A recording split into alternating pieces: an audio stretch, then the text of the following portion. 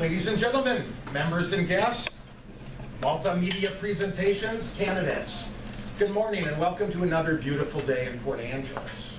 And it is beautiful. Did you see the headlines last week? Chartered air service is returning to Port Angeles. Very good from a business aspect. But many things are returning, and so is our political forum, because one of the candidates have returned to the race. As our members know, we do not hold forums after the debates are out, but after the ballots are out. But once the ballots are out, one of the candidates re-entered the race, and I feel that it's only fair for our membership to hear what they each have to say, because we know as the city council goes and votes, so does the economic climate of our city. So with that in mind, let's quickly introduce our candidates and get right to the forum. First, we have Dan Bateham. Welcome. Bateham, right? Bateham. Yep. Welcome. And incumbent Cherie Kidd. Cherie, welcome. It's the same format as always. 5 minutes for introductions, followed by 2 minutes to add on or refute whatever you'd like. We go to questions by the members, and then we close with a 2-minute closing. With that said, Cherie won the toss, so Cherie, 5 minutes. So do I go to the podium? Yes, please. Or they can bring it to them. Is that what There's plenty of room.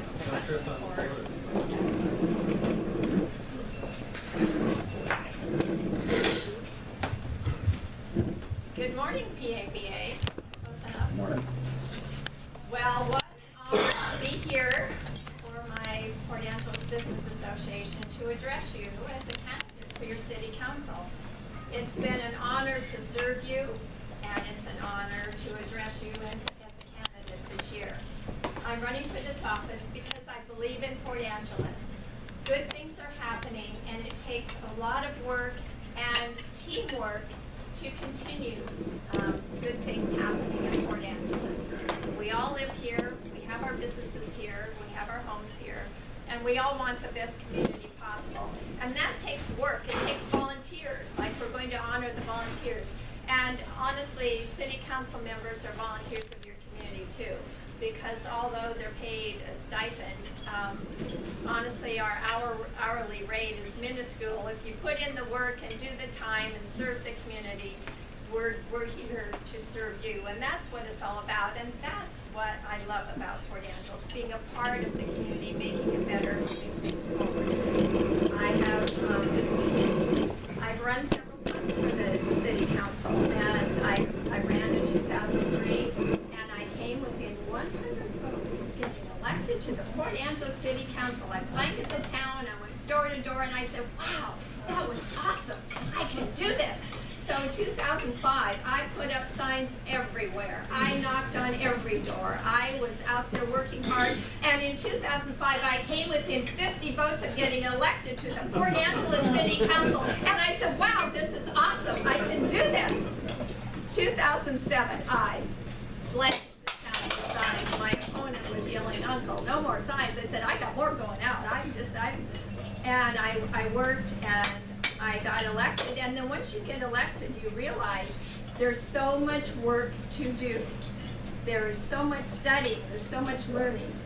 And my first challenge was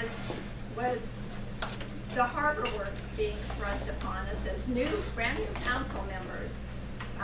There was a joint meeting with the port and the city council, but we didn't get our information till the last minute.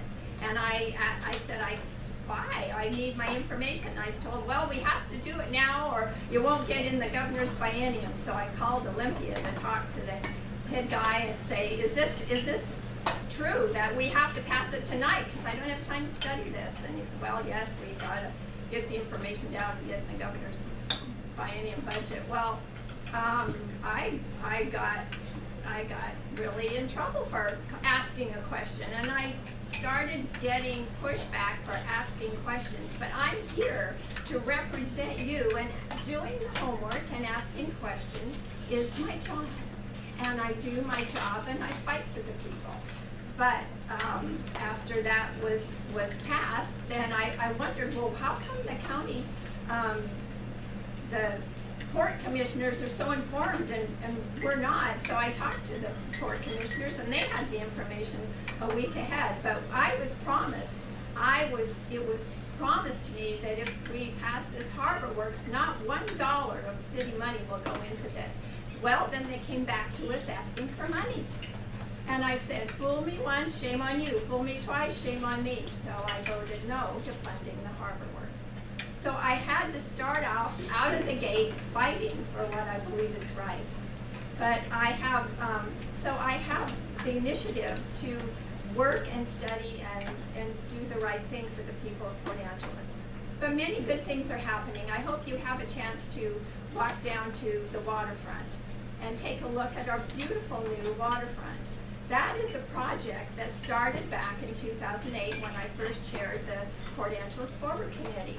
And we came up with a new task, and that's one of the advantages of having a local girl on the city council, because my whole life people have asked me, why don't we fix up our waterfront?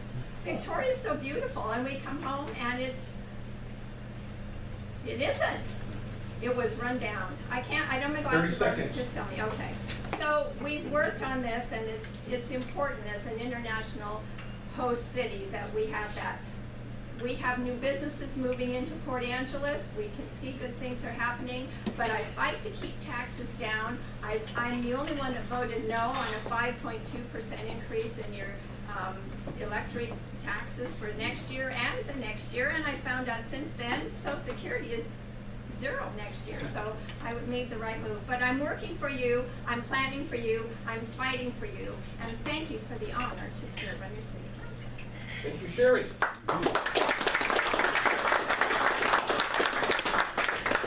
Please, 5 minutes.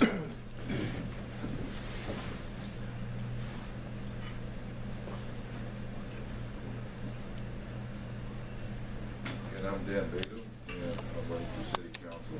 Thank you, PABA. Thank you, Andrew. Thank you, Edna, for this Speak up, opportunity. please. Thank you for this opportunity to be here and talk to you, answer questions. I've been told that one of the concerns people had is that I had dropped out of the race temporarily. Yes, I was out for about a month. It was a hard decision. There was family issues, health issues. I've got those resolved and I'm back. I'm not a practiced politician. I'm not a business owner, so I'm not going to pretend that I have all the answers. I do have 20 years of leadership experience with military, in this community. I've worked for years for almost down and out, veterans advocate and housing specialist for homeless veterans, very successfully. I have experience in pulling diverse groups, organizations, and resources together for a common cause, the betterment of our neighbors. I work tirelessly at that. Again, I'm not a business person, but we have smart people right here in this room and across this town. I've been out talking with business owners to find out what are the issues and the concerns. We do have good things going on in this city. I'm excited about the new air service coming in March. That's a good thing. For those that depend on the tourist industry, new things down on our waterfront are great. But talking with business leaders, recently I find that there are a lot of issues. There's some pent-up frustration, things that aren't getting done. We need more. Downtown, there's parking issues. Things aren't going well there. I'm hearing that there's a bit of a disconnect between Business Association, the Downtown Association, Chamber of Commerce, City Hall. I think we can pull things together and feel better. I'd like to be a part of this. We do have great things going here. The community is more. See, we need a sense of community like we used to have. Things have gone downhill in that area too.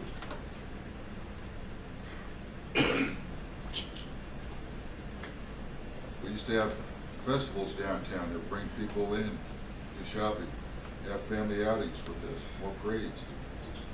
The beaches are great, but we do need more.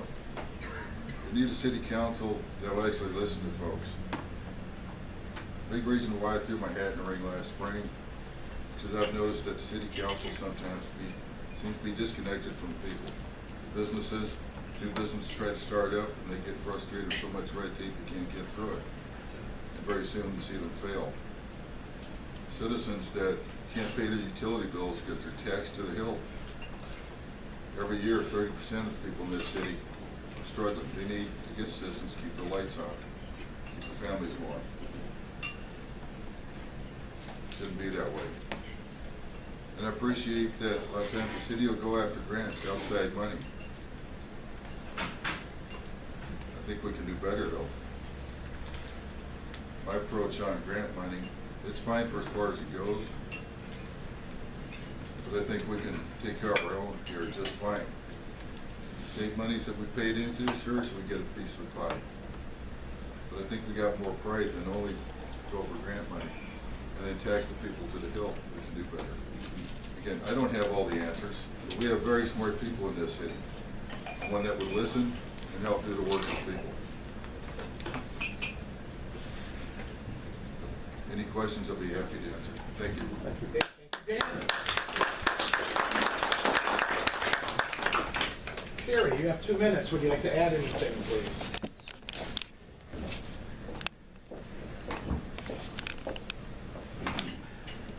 Yes, I do listen to the people, and that's why things are getting done. I participated in helping to bring our airlines here. I went and testified at the Port Commission for the Commissioners of the Port of Seattle to let them know we are a disadvantaged community.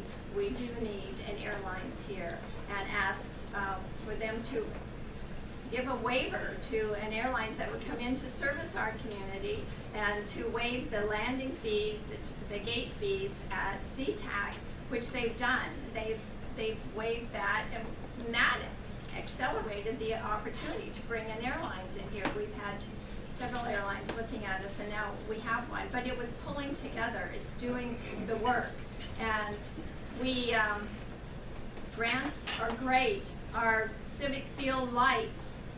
The civic field lights are so old they don't make replacement parts anymore, and we were in danger of having to shut it down because we couldn't have night games. We got grants for that. That's money that we don't have to tax you for. I think that's amazing. And grants are important. As mayor, I stood up and said no to the Department of Ecology when they came back at us and wanted more unfunded mandates, wanted me to tax my citizens more, and I said no. No, you don't understand. We're a town of 8,000 ratepayers, and we have a 42,000 CSO bill, and we just have, I said, I'm not going to do it anymore. And then that's when they said, oh, well, you know, there's a $4 million grant available and a $400,000 grant available, and now we're working with the Department of Ecology, and we're negotiating with them because you had someone who listens to you and stands up for you and fights for you. I'm a volunteer in this community. I own a business. I've invested my money here, and I do understand budgets, and it's important as a business owner and someone who understands budgets and someone who really works to keep the cost down for the taxpayers. Thank you. Thank you. Dan, anything to add? Why don't we move the microphone over here so you guys don't have to get up There we go. every time? Now that you're not retired. Oh my God.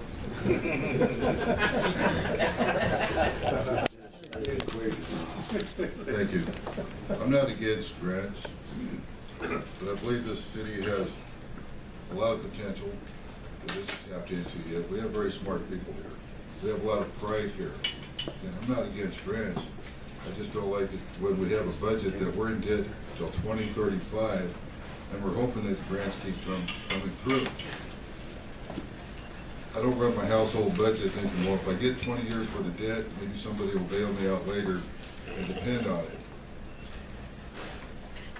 I do for myself.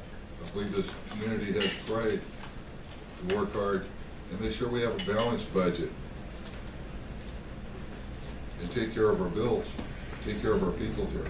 Again, I'm not against the grants when it's the right thing, but I think we can do better on having a budget where we're not required to hope that outside money comes in, and it always comes with strings attached.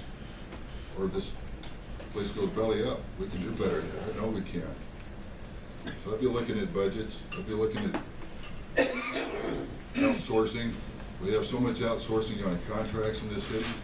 We have good people right here that I bet would love to have some of those contracts, keep the money locally instead of going out of town and then hope more comes in, free money. That's what I meant. We can do better. We have the pride to do it. We have the ability to do it. Thank you. Thank you. Now we go to the fun part. Who has the first question? Over here, John, our treasurer.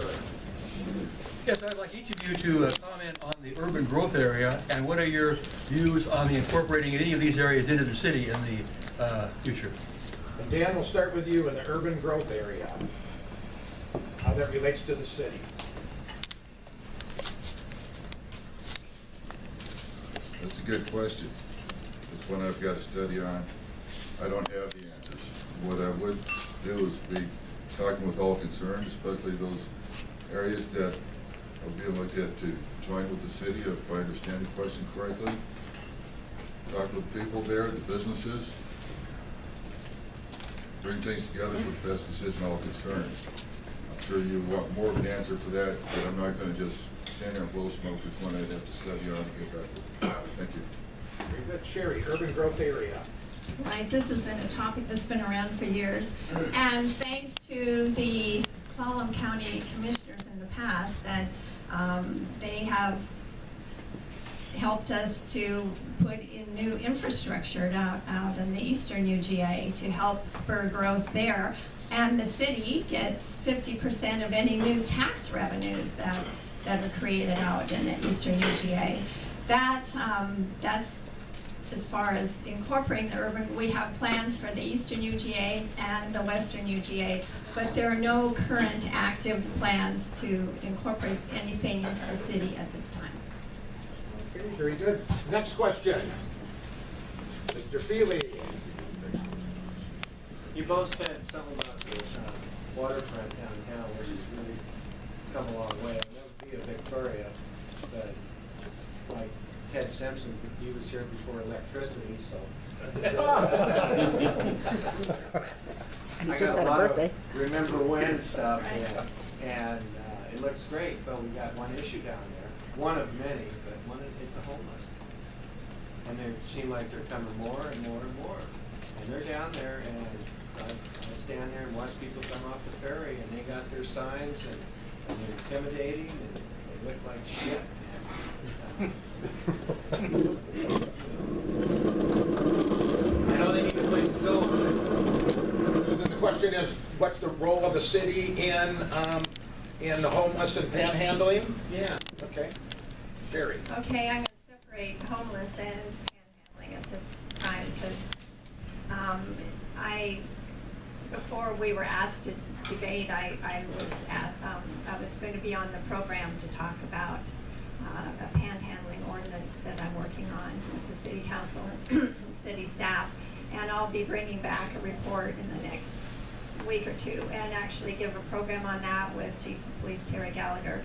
But it's important. I've been asked to address this issue, and Bob and I were on vacation in Honolulu, and we noticed last year that the downtown, those people in Honolulu, they used to be all over the place, and they were gone off the streets of the shopping area, the business district. They were just gone, and we read where the city council passed and a panhandling ordinance were for public safety issues to keep them out of congested areas, the panhandlers, for the safety of everyone concerned. And so recently it was in the news that Chehalis had just passed a panhandling ordinance similar to Centralia's. And so Chief Cherie Gallagher and I went down and met with the mayors of both cities. It was in Centralia. They were very welcoming. They, the mayor, the city manager, the city attorney, the police chief, they were all there to tell us how they turned their town around and discourage these people by having creating a public safety zones where they can't congregate to panhandle. And so then Chehalis did the same thing, and those people chose to move elsewhere.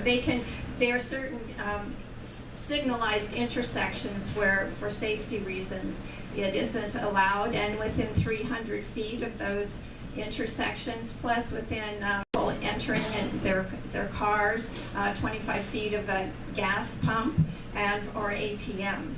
But they can go anywhere else in town and hold up their signs, and so they have chosen to voluntarily leave, and then they have a $250 fine for the first infraction, but the police go out and talk to each one individually and say the city council just passed this ordinance and you're no longer able to, because in Honolulu there was a judge that said this is a sidewalk, it isn't a side seat, it isn't a side bed, it isn't a side camp, it's a sidewalk for the safety of the public. So those people were given a warning, and in Chehalis they've had the law for 2 years, and they have not given any tickets because the people voluntarily moved on. Excuse me, that was in Centralia and Chehalis.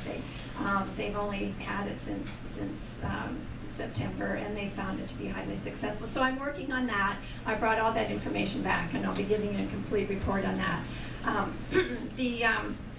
The homeless Serenity House, unfortunately, last spring they had a downtown shelter, and then the people got up, were given their coffee and donuts and told, you need to leave, but don't come back tonight, we're shutting down. They shut down abruptly.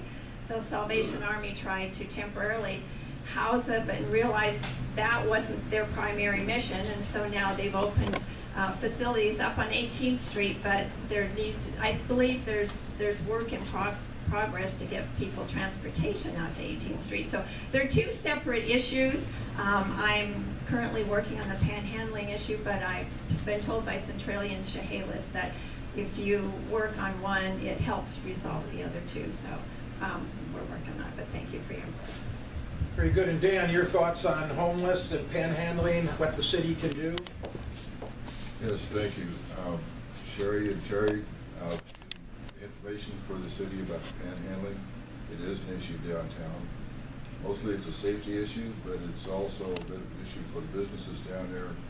When somebody's outside the doors and harassing customers and intimidating them. I think the right approach is being taken on that part of it. But as Cherie said, there are two parts to this. You have about a dozen or so hardcore panhandlers. Some of them, that's just how they make their living.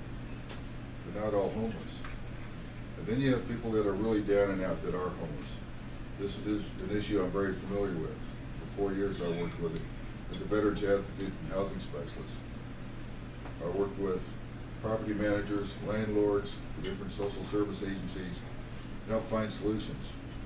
Helped house 273 veteran households, 2/3 of which were literally homeless, some of them chronically so for years, living in tents or broken down cars with the kids. They're now stabilized. I'd say 273, about half a dozen of those, no matter how many times I worked out a deal with the property manager, landlords, had a good plan for success, they'd find some way to mess it up, and most of those just moved on.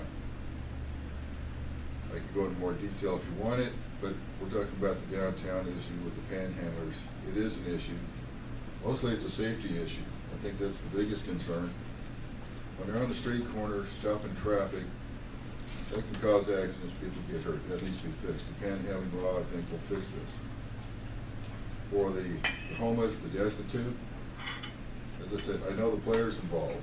I know some of those people that are downtown that are destitute. I know how to work with the agencies, the landlords, the property managers, to pull in the resources, and help these people get back on their feet, become stable, productive members of society. I've done this for a long time. So again, I appreciate what Cherie and Terry's doing as city council to panhandling laws. I think this is going to make a big difference. But there's more than one side to the issue, and as we continue to work on it, we'll get better. Thank you. Very good. Next question. J.O.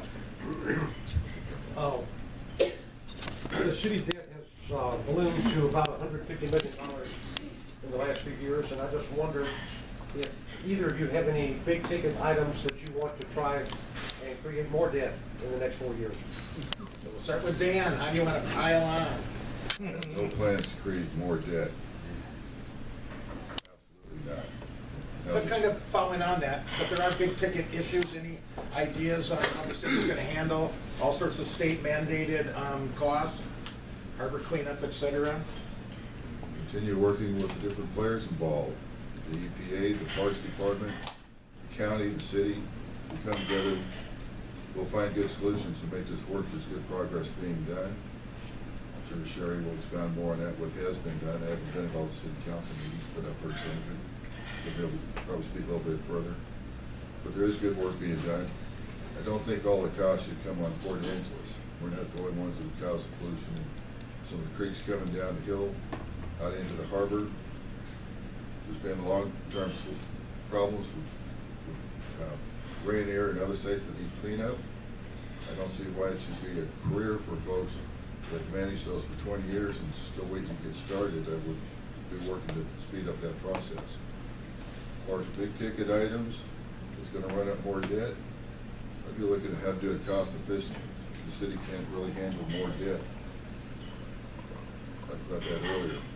If I handled my household budget to the point where I needed a handout, I might be one of the people down there panhandling. Good things are happening. We need to all work together and do it smart with a balanced budget. Cherie, our deficit, and are you gonna add to it? Absolutely not. I'm the one who voted no on the AMI project. That was our $5 million smart meter project because it just didn't seem that smart to me. But I argued against it and I fought against it. I was outnumbered, but I consistently voted no. Now, because we have come out of that smelling like a rose, we didn't lose any money because we were able to negotiate our way out of that and came out fine. But we have new personnel at City Hall. We have a new director of finance with a very refreshing point of view, because when I first arrived at City Hall, we were told, for instance, with the AMI project, oh, we need to have this for the good of the city. It was a $5 million project, and I was told it's going to save us millions. And when I asked, before we vote on it, I asked Mr. Cutler, can you specifically tell us how this is going to save the city taxpayers millions of dollars?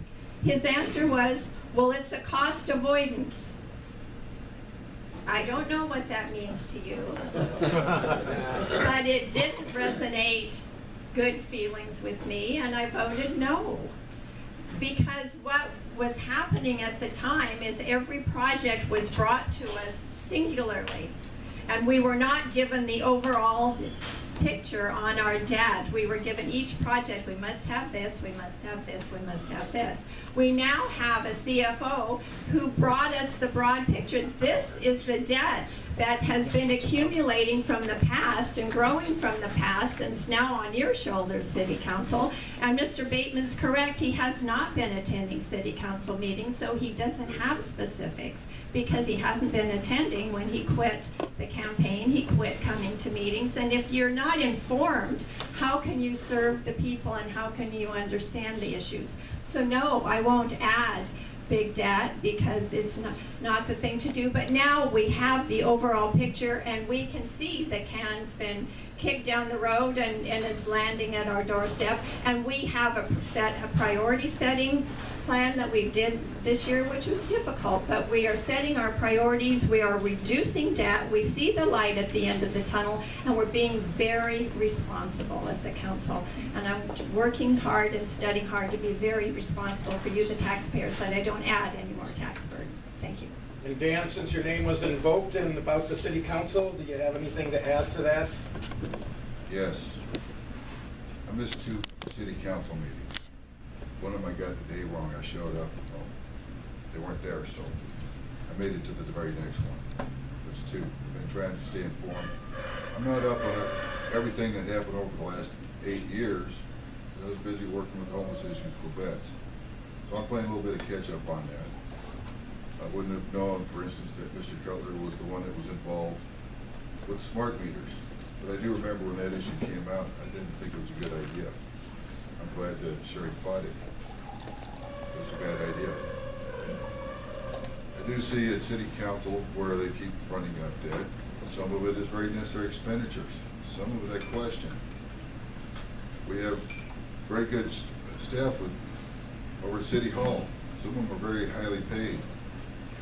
What I question is, why do we do so much outsourcing when there's a job that needs to be done? We have good engineers. I still remember a little one like a sign out here on the east side of town, welcome to Port Angeles, it got outsourced. We have businesses right here in town that would love that contract. We can be a little smarter with the budget. We're making progress. I'm still playing catch up on a few of the old issues where they've kicked the can down the road. I don't believe in kicking the can down the road. So yes, I am going to city council meetings. I'm trying to get smart on the issues. I'm hoping to hear from the local business people here, what do you need from city council for a better business environment and to thrive? As I said earlier, I'm not a businessman. I've never owned a business, but I know how to listen. I know how to bring people together in the spirit of cooperation for the city, so we can do better. Thank you. Cherie, any desire to respond, especially in light of council outsources so much work? Because we have good consultants, we came out of the AMI project, $5 million project, we came out even for the taxpayers. We had to have good consultants for that. It was very important. We have New Harbor study. We have some good consultants that are helping us on this. So our consultants are more than paying for themselves. We very carefully make these choices. And they are more than paying for themselves in returns to the city. And so we make very wise choices in choosing consultants. And we've made good choices. And because of that, our annual budget is not increasing this year over last. Very good. Next question. Over here, yes. Cherie, at the July 21st, 2015 council meeting, you moved to hear an advisory ballot vote in addition to public hearings. That motion carried 4-3. Then July 28th council meeting, you were seen spending and talking to the pro-fluoride doctors. At that meeting, you wanted to have the previous motion nullified, and after reviewing the video, after 10 minutes of the video, you stated that it was an illegal motion. However, Attorney Bloor said there is nothing illegal with the previous motion. Your tone changed. You continued to make the same remarks that it was an illegal motion.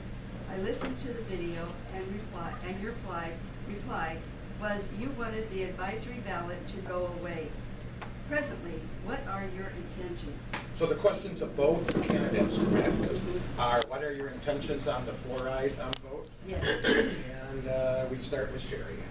Sure. City Council gave directions to staff to put it on an advisory vote. Now, advisory vote is all we're allowed to do by state law. That's all we're allowed to do is an advisory vote because this decision lands with the council. So we gave instructions to the staff on an advisory vote for the city and the PUD district. And the state auditor and this county prosecutor both came back and told our city attorney that they can't do that. They can't do it that way.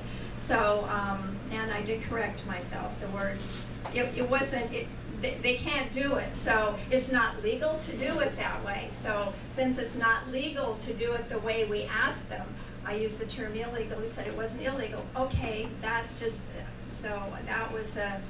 It wasn't illegal, but it's not legal. So then we had a discussion on how else to do it, and then we came out actually with the better system. So we did tell staff to do an advisory vote one way. It was rejected by the county auditor and the county prosecuting attorney. So my impression was that it was illegal. If that's not a correct word, it's just couldn't be done. So we came up with a better way to do it. And do you have any initial thoughts, pro or against or for fluoride? We're in a process. We created a process of discussion, and anyone who's not in the council can be free to give opinions. But I have to respect the process that we're going through. I'm required to listen and read, and I want to be informed. So until we finish the process, I will respect the process and will make comments after we finish the process when I've had a chance to hear from everyone and listen carefully to both sides. Thank you.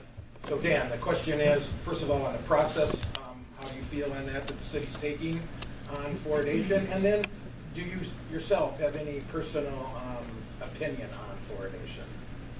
Thank you, I appreciate this question. It's important to all of us. As for the process, I've noticed over the years that it's kind of confusing to see the city council work on this. Back in the late 70s, there was a vote, so I don't know if I misunderstood something, but it's not illegal for the people to vote against fluoride. Port Angeles voted against it. The pro-fluoride proponents continue to fight for it over the years. 9 years ago, the citizens here got together a petition, said we do not want fluoride in our water. We should have a choice. And my understanding is the city council pretty much shut down that idea. We now have fluoride in our water, whether we want it or not. Some people believe in it, think it's a great idea. Others of us believe it's a toxic, hazardous waste. The fluoride that is put in our water is not the same type of fluoride you find out in nature. It's a toxic waste, industrial waste. Ingesting it is no good for your teeth. Fluoride applied topically will help prevent cavities to some extent. Ingested, it causes all kinds of problems.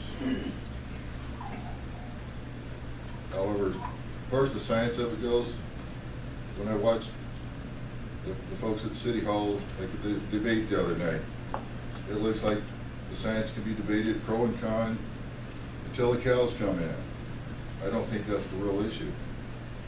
City Council, they have the right to make sure, and the responsibility to make sure we have safe water to drink. I don't personally believe that they should be medicating us against our will. And they keep saying this fluoride that they're adding, this toxic waste, is a medicine. The people should have a choice on whether they're being medicated or not. They should have some kind of control over how much they're being medicated. Some people drink more water than others. I like water. I don't like toxic waste in my water. So I'm glad there's an advisory ballot out. That's one way to, one more time, get the city council's attention. And I believe it's going to go the same way it has in the past, that people do not want it on the whole. It's about our rights, not to have it forced upon us. As for the process, I'm glad there is a process. It's been a little confusing which way that's going, how that's working over the years, because it seems to be all over the place, but I'm patient. I'm hoping it works its way through, and I hope in the end that the people's choice will be heard. Thank you. Now we'll go to a question from a political consultant. Paul, you're on. Mr. Bateham, I have a question for you. You dropped out of the race at a point in time when it was too late to remove your name from the ballot.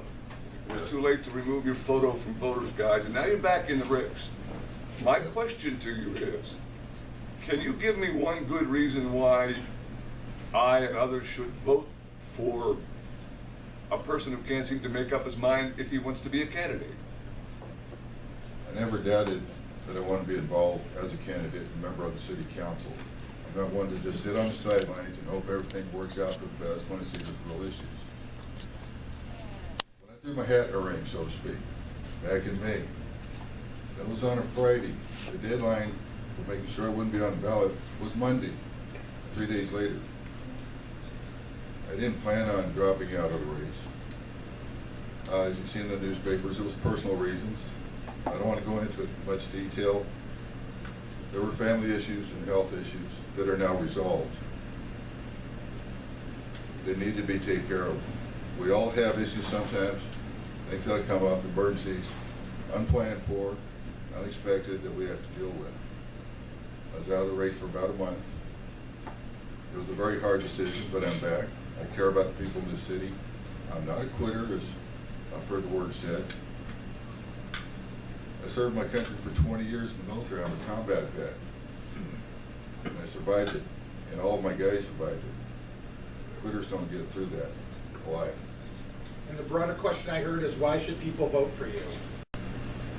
Again, I've been a resident of Port Angeles since 1999. I've had ties with this area since the 70s when I met my future bride then. I was off in the Army 20 years too shy to ask her. She waited till I retired. Finally said yes, and said I could have asked 20 years ago. So I've raised a family here. I've seen good things happen here.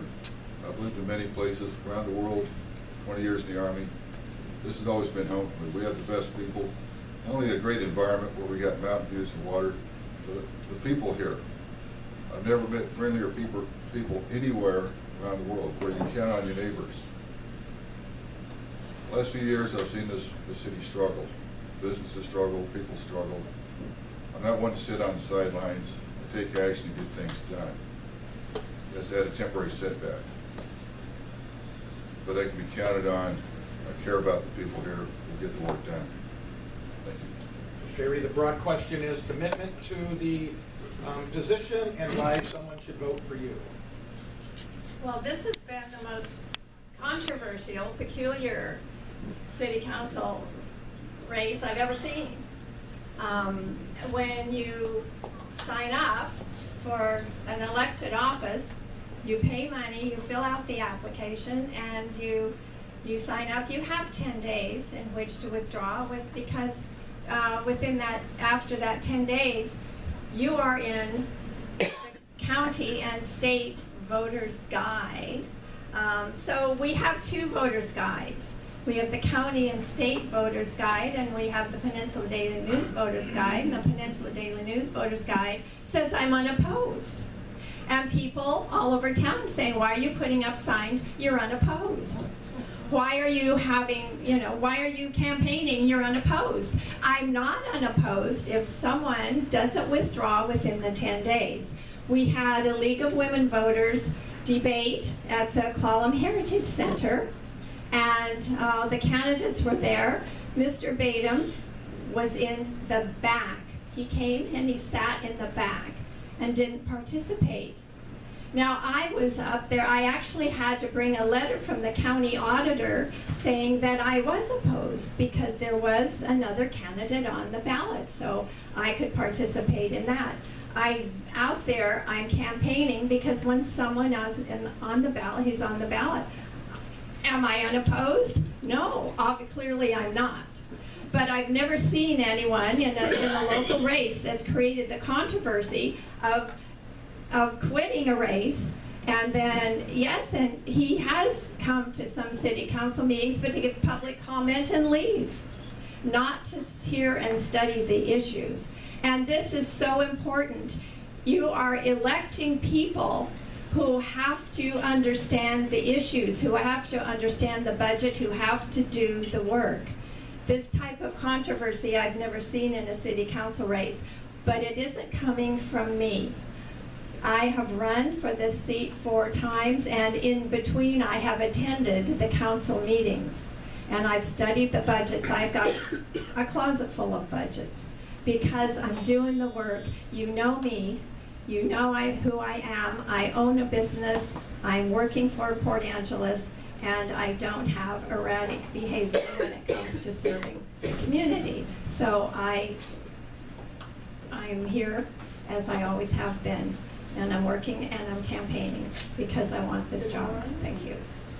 And now, before we go to the closing statements, as always, you got to appreciate any citizen who will go in front of the public and ask for your vote, put themselves in front of your questioning, and serve us. So let's give both of these candidates. With that said, Dan, you have 2 minutes to give us your closing tips. Again, thank you for this opportunity to speak with you, to answer your questions. I love this city. I chose it to be my home. I wasn't born here, but I chose it many years ago. I care too much just to sit on the sidelines and hope everything works out. It takes action to get things to work out. It's That's why I'm involved. I've been involved for years here, up in the most data now, and working with the different businesses, the different organizations. I do go to city meetings. I don't just show up, make a quick comment and exit. I'm usually the last one to leave that evening. It's a bit of a learning curve. I haven't been there for 8 years, but I am learning the issues. I know how to listen. One of the things that I've advocated for when I make those public comments at City Hall is that we need more public access. People need to be heard, because sometimes, for instance, go to the meetings, give an impassioned plea about a concern of theirs, then I see nothing happening. For years, we've been paying for public access television, wave cable. It's something I advocated for. Another way for people to have access to City Hall, have their voices heard. I'm glad to see it's finally happening. Dale Wilson and PABA, Port Angeles Public Access, they're going to be going live come January, I believe. I'm glad to see it finally happening. Thank you. I'm asking for your vote because I believe we need some new faces on City Council. We need to work together. We can do better than what we've been seeing. There's some real issues going on. There's some fits and starts. There's some really good things happening, but we need more. I want to work for the people of this city and help make those good things happen. Thank you. Cherie, 2 minutes. It's an honor to serve on your city council, but it's an honor to serve your community. Most candidates for city council, I serve on boards and commissions first before they serve on the city council. I was on your planning commission. I was chair of your planning commission. When I first got on the city council, they wanted to shut down our William Shore Memorial Pool, and I fought against it. Initially, I was the only council member was saying not no, but heck no. And I fought against it. And we have a successful pool. But that's because when you had somebody local, I learned to swim at the pool. I know how important it is for the community, and I refuse to have it shut down. It's thriving. I've served in the community. I belong to civic clubs. I belong to Port Angeles Business Association. I belong to Port Angeles Chamber of Commerce. I'm involved in your community. I'm the past president of the Port Angeles Kiwanis Noon Club. I'm the president-elect of the Port Angeles Seroptimus Noon Club. I am the chair of the Community Service Awards annual event. And I work for this community because that's what I love doing. I put in the time, I put in the work, I put in the commitment, and I don't just stand and say I'd like things to get better. I tell you how they're getting better, why they're getting better, how we're working on and what we need to do. This is a great community. Vote for someone you know and trust. Vote for someone who does the work. Vote for someone who's out there in the community making this a place that we want not only to work and live, but we want to invite others to join us. And this is the Association of Washington Cities magazine. Port Angeles, for the first time, got a lead article in there praising our waterfront because you had an active mayor who was working hard on behalf of you, the citizens of Port Angeles. I'd like to keep working for you because I love this, and I'm going to keep doing it. Thank you so much. All right, thank you, candidates. Madam Chairman, the meeting is yours. Thank you, Cherie. Andrew, next week. Andrew, yoo-hoo, next week. Next week, we're still working on getting that So we have legislative announcement here. But I'm certainly going to be looking at fluoridation because we're having so much fun on debates. Let's not stop. Okay, so Sunday in the PDN, we will have the announcement of who next. Yes, and if you saw that, and to the PDN's credit, they did a wonderful story. If you saw yesterday, we had our announcement in on Friday. There's a little bit of a changeover, things going on there. But again, to PDN's credit, if you saw, we had an expanded announcement yesterday, making up for our missed one this Sunday. Any other things for the good of the order? If not, have a great week, everyone. We'll see you next Tuesday with the surprise. To represent you, and doing the homework and asking questions is my job. And I do my job and I fight for the people. But after that was passed, then I wondered, well, how come the county, the port commissioners are so informed and we're not? So I talked to the port commissioners and they had the information a week ahead. But I was promised, it was promised to me that if we pass this Harbor Works, not $1 of city money will go into this. Well, then they came back to us asking for money. And I said, fool me once, shame on you. Fool me twice, shame on me. So I voted no to funding the Harbor Works. So I had to start off out of the gate fighting for what I believe is right. But I have, I have the initiative to work and study and do the right thing for the people of Port Angeles. But many good things are happening. I hope you have a chance to walk down to the waterfront and take a look at our beautiful new waterfront. That is a project that started back in Cherie Kidd. Cherie, welcome. It's the same format as always. 5 minutes for introductions, followed by 2 minutes to add on or refute whatever you'd like. We go to questions by the members, and then we close with a 2-minute closing. With that said, Cherie won the toss, so Cherie, 5 minutes. So do I go to the podium? Yes, please. Or they can bring it to them if Is that what you there's have? plenty of room.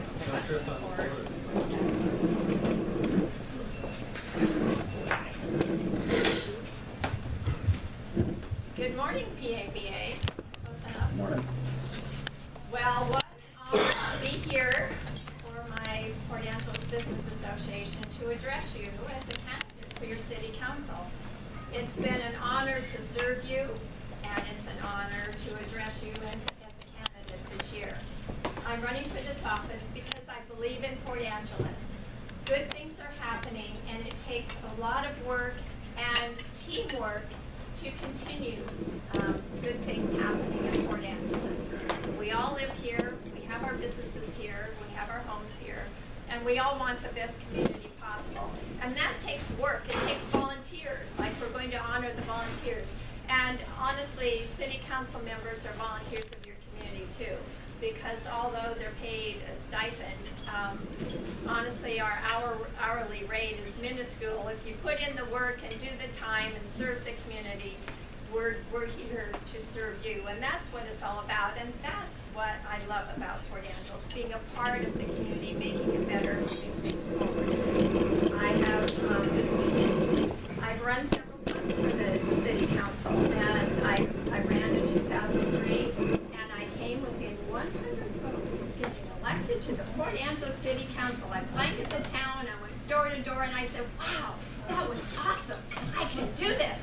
So in 2005, I put up signs everywhere. I knocked on every door. I was out there working hard. And in 2005, I came within 50 votes of getting elected to the Port Angeles City Council. And I said, wow, this is awesome. I can do this. 2007, I blanketed the town with signs. My opponent was yelling, uncle, no more signs. I said, I got more going out. And I worked, and I got elected, and then once you get elected, you realize there's so much work to do. There's so much studying, there's so much learning. And my first challenge was the Harbor Works being thrust upon us as brand new council members. There was a joint meeting with the port and the city council, but we didn't get our information till the last minute. And I said, why? I need my information. I was told, well, we have to do it now or you won't get in the governor's biennium. So I called Olympia to talk to the head guy and say, is this true that we have to pass it tonight? Because I don't have time to study this. And he said, well, yes, we got to get the information down and get in the governor's biennium budget. Well, I got really in trouble for asking a question, and I started getting pushback for asking questions, but I'm here. Ladies and gentlemen, members and guests, multimedia presentations, candidates, good morning and welcome to another beautiful day in Port Angeles. And it is beautiful. Did you see the headlines last week? Chartered air service is returning to Port Angeles. Very good from a business aspect. But many things are returning, and so is our political forum, because one of the candidates have returned to the race. As our members know, we do not hold forums after the debates are out, but after the ballots are out. But once the ballots are out, one of the candidates re-entered the race, and I feel that it's only fair for our membership to hear what they each have to say, because we know as the city council goes and votes, so does the economic climate of our city. So with that in mind, let's quickly introduce our candidates and get right to the forum. First, we have Dan Bateham. Welcome. Bateham, right? Bateham. Yep. Welcome. And incumbent